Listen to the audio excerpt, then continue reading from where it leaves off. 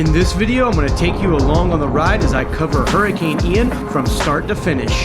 We set up on the coast of Punta Gorda, Florida to intercept the eyewall as it came on shore. Please remember we are trained professionals and do not try this on your own. Oh, hey guys. See you in there. Just stopping to get some gas, heading to Little Rock, Arkansas today to get prepped to cover Hurricane Ian. I'm meeting up with Nate, one of my storm chasing buddies. He's gonna jump in with me when we get there. Not really sure where we're gonna go yet. We could either go to basically the Panhandle of Florida, or this would go down to the Tampa Bay area. The European and the GFS are not in agreement right now. So we're just gonna get down there and get in a position close in the middle. So once we do know where that track is, we can head right towards it. For those of y'all that don't know, I live in Oklahoma City and my chasing partner Nate lives in Illinois. So we decided to meet up in Little Rock, Arkansas, drop his car off, and head down towards Florida. We made it to Tupelo, Mississippi the first night, then we woke up the next morning and started heading towards Alligator Point, Florida.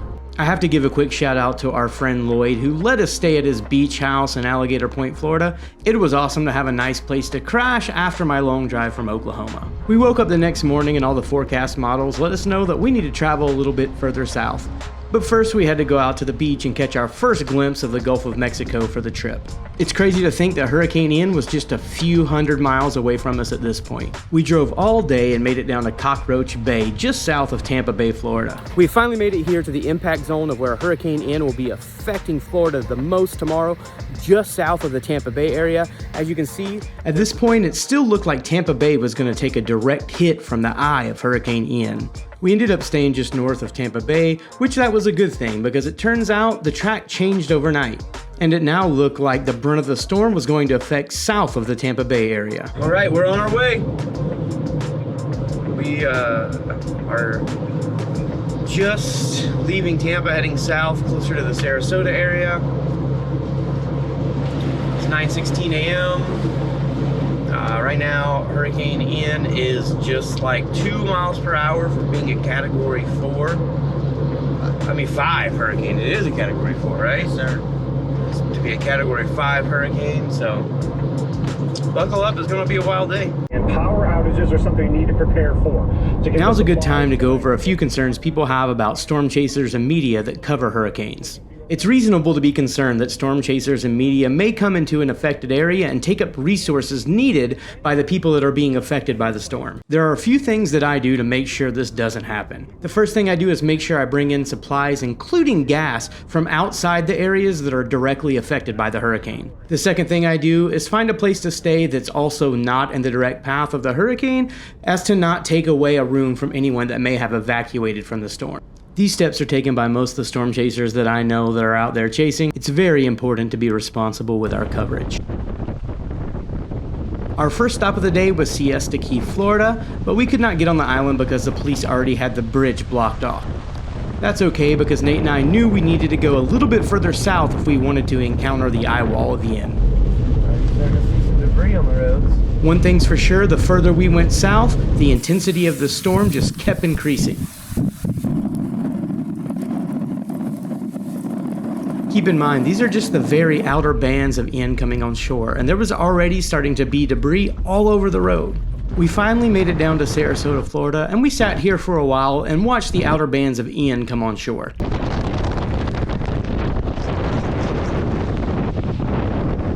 As you can tell, the wind speeds were increasing at a rapid rate.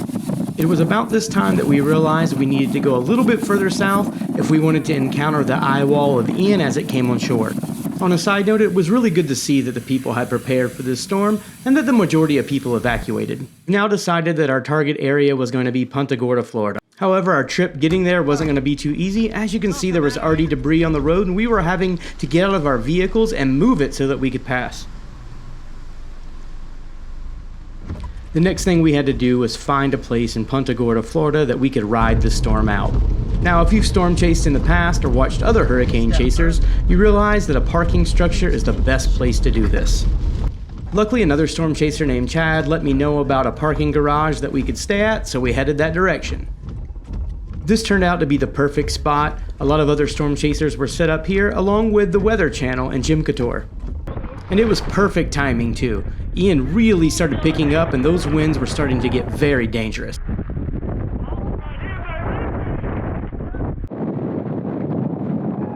Now these winds were incredibly powerful, but don't even come close to what we were about to experience. Nate came over to me and let me know this wasn't even the eyewall yet, but it was approaching quickly. All right, the eyewall of Hurricane Ian is approaching us here. Right now I'm currently standing right here behind a little bit of a barrier that's keeping the wind on me. But I'm about to go step out into it for a second. You ready for this? Intense wind! Very intense!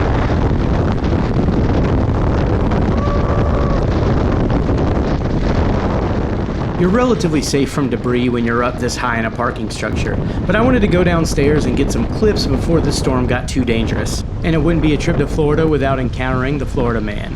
This dude was insane, out there shirtless with an American flag, because at this point, look, that sign just fell, all that glass broke and went everywhere. There he is. While we were on ground level, we also ran into Jim Couture and the Weather Channel team.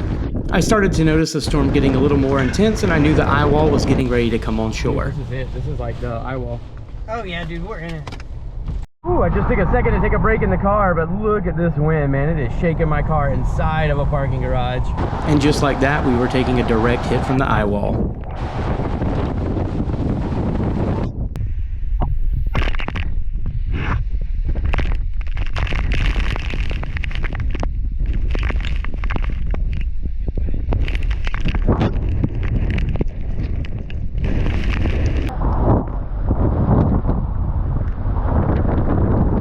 And to say this eyewall was intense would be an understatement.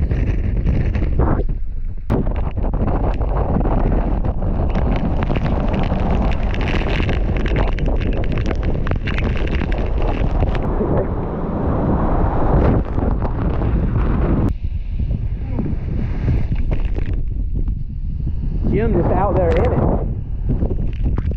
This storm gave new meaning to horizontal rain. Look at that rain completely going from left to right horizontally.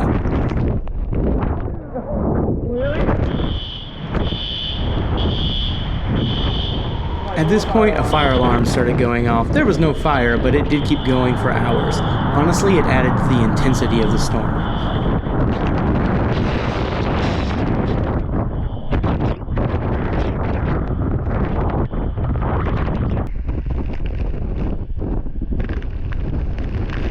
A lot of people ask what I storm chase in. This is Black Thunder, my 2013 Subaru Impreza.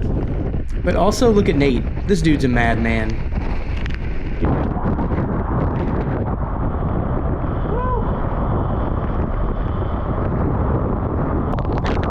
Two things to know about Hurricane Ian. The wind was unrelenting and it was very wet. You basically are soaking wet the whole chase. And not to mention that wind with the rain makes it feel like needles are going into your face.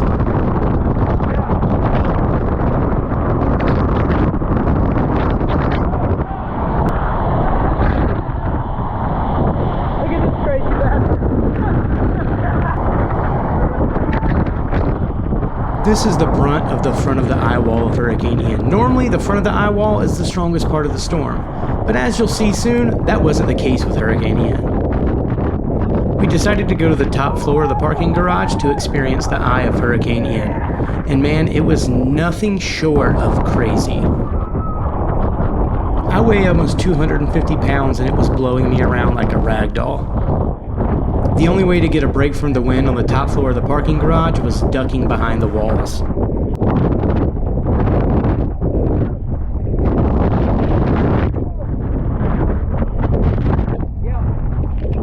And if you wanted to get out there and take the brunt force of the wind, you better be close to some bars that you can grab a hold of. Nate probably only weighs 130 pounds soaking wet, and he was literally soaking wet. And once again, Nate is a madman. As the eyewall passed us, the intensity of the storm started to ramp down a little bit. We utilized this time to take a quick break in the car, because honestly, this was exhausting. But once the eye of Hurricane Ian was over us, I went outside to assess the damage around the parking garage. At this point, the main damage was just debris laying all over the place around the parking structure. The parking structure itself looked pretty good and was still completely intact. We decided to go back to the car before the back end of the eyewall hit us. It didn't take long before round 2 started.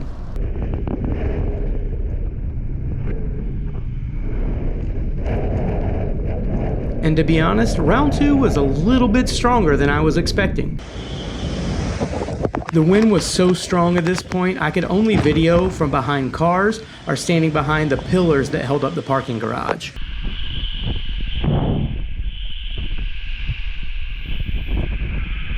I've been storm chasing for 10 years and this was easily the most intense thing I've ever went through.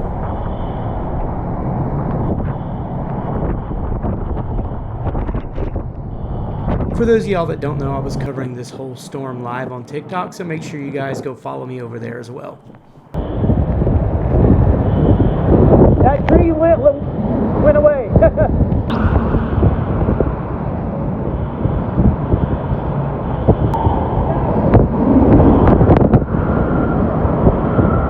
It's a really bad time to have to pee. Going out there. All right, we're gonna make a run for the car. The wind started dying down just a little bit, so we decided to go back to the car and get ready to head towards our hotel. Now, we were a few hours away from our hotel that night, so we had to drive through a little bit of the hurricane and debris to get there.